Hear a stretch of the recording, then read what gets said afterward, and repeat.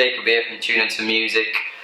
I want to talk to you today about playing bar chords on the guitar. I do understand a lot of beginner guitar players can struggle with these chords and implement them into their playing. Totally understandable. They are quite taxing on the hand. It's a completely new technique.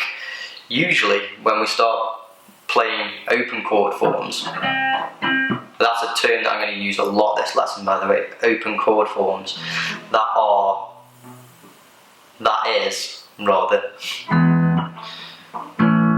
these open chords that we have all probably looked at before. If not, there will be a PDF on the website if you want to download that.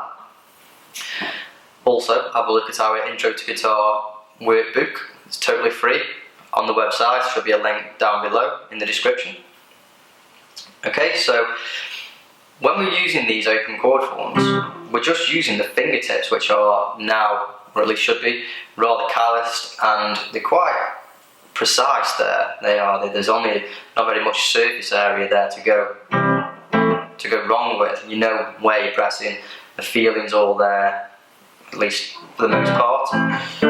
Okay, so you can kind of get to grips with that a lot easier than you can using a bar chord, which in this instance is now using the flat edge of your finger and playing multiple strings with one finger, which can be a relatively hard to grasp technique.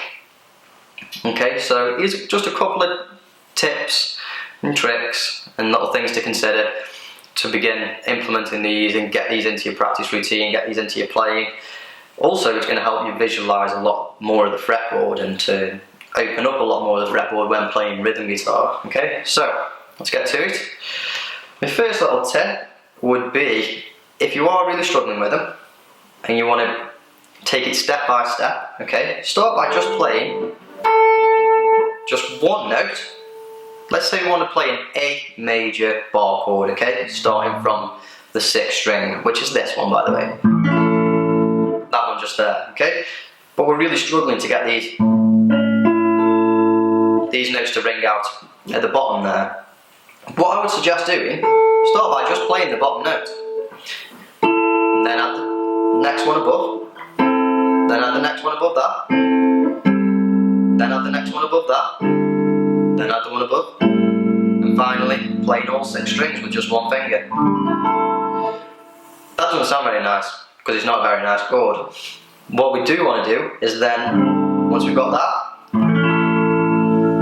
put this basic chord form, this E chord form, in front of that bar chord. In front of that bar, I should say, sorry. So we've got this bar, put your E chord form, which is this one. Just put that with these 3 remaining fingers just in front of the bar, okay? That's one way in which I would suggest easing your way into playing bar chords, okay?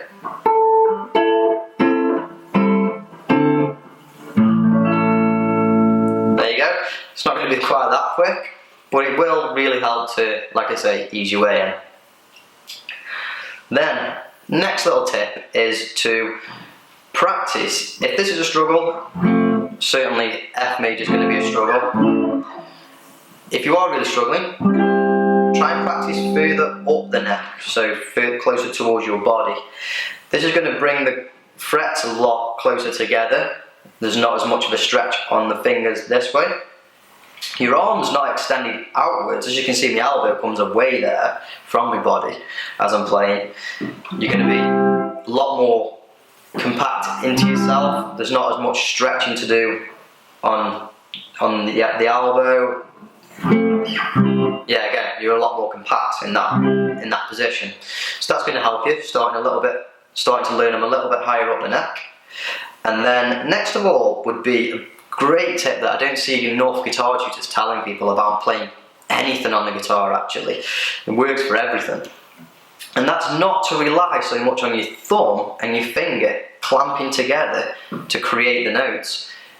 Instead, focus on your elbow and your shoulder pulling back. Okay? So, if you can see my thumb there, I can play this chord without the thumb ever touching the back of the neck. And that's because I'm using my shoulder, my elbow, to pull back the fretboard to create that pressure. That relieves all of the pressure on these two muscles here, actually, on this muscle, sorry. So it does help to have the thumb on the neck, just for an extra bit of security. But by using the shoulder and the elbow to pull back a bit more,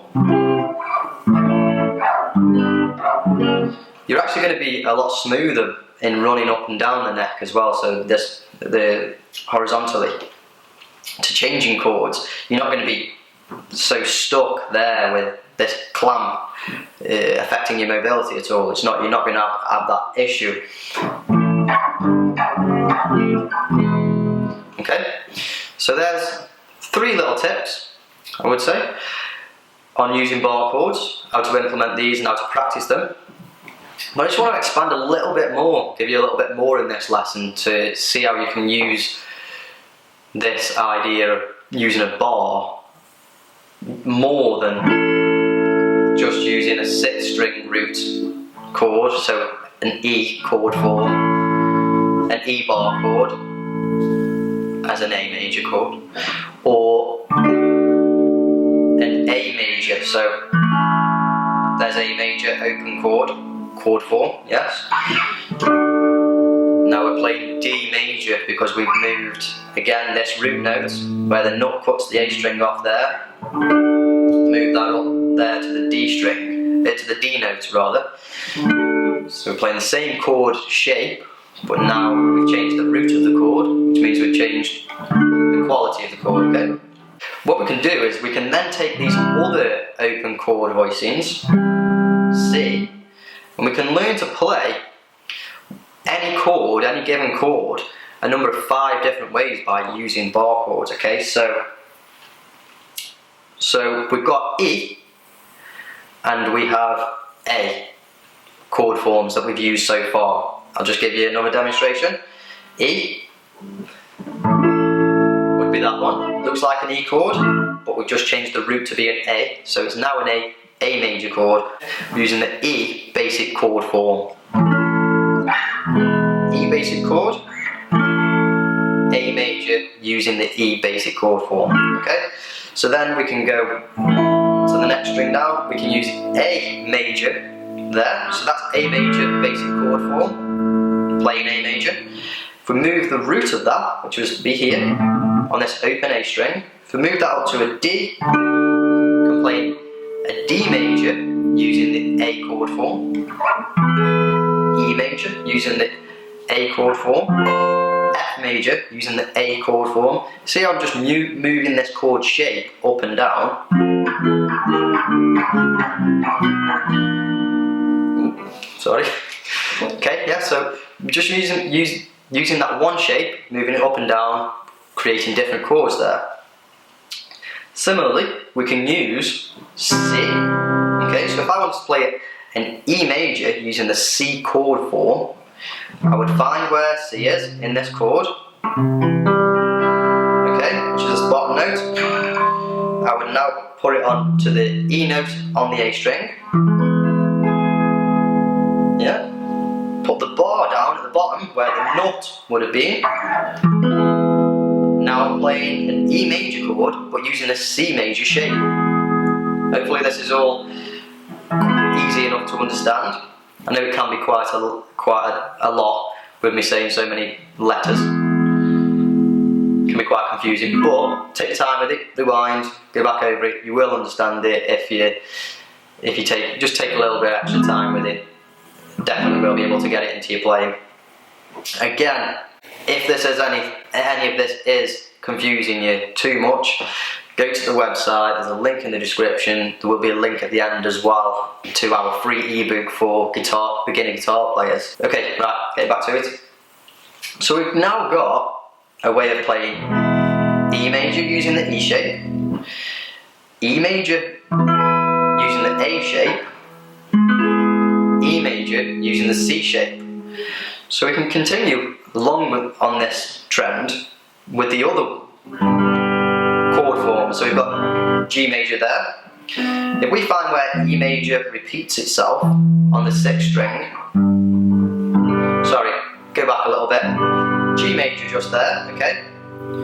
This is where G note is, this is why it's G major, because the bottom note there is G, okay? So if we move that G to where E repeats itself on that same string, again, there's a lot of unnecessary notes in there. If we put the bar where the nut would have been on the G major chord, we're now playing a G, pardon me, we're now playing an E major chord using the G major shape.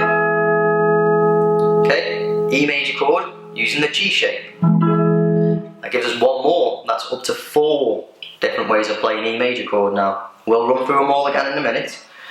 Okay, so last but not least, E major using the D shape, E major using the A shape, E major using the C shape, E major using the G shape. Okay, so give that a good practice. Will take some time, it might take a little bit of time again to start understanding why all these work and what I'm actually talking about in this lesson, but rewind, keep going over it, you will understand it eventually, okay? It does, the penny does drop, it took a while for myself, I understand totally. Okay, and again, I'm going to really push this ebook because it's a good 50-page spread of introductory information for guitar players who are just starting out, or maybe a little bit more advanced. We talk about harmonising the major scale, so the modes, we talk about the harmonic minor scale, the melodic minor scale. There's actually 15 great songs in there as well, so we can run through using all the ideas that we are learning throughout the pages. A nice progression along with the ebook as well. So yeah, grab yourself that, it's absolutely free from the website. Whilst you're there, you might as well sign up to the email list on the website. That'll just keep you up to date with any new bits and pieces we stick onto the site. And yeah, whilst I'm on that, do us a little subscribe on here to keep up to date with everything we're posting. Hit the bell notification if you want to be notified every time something new comes out.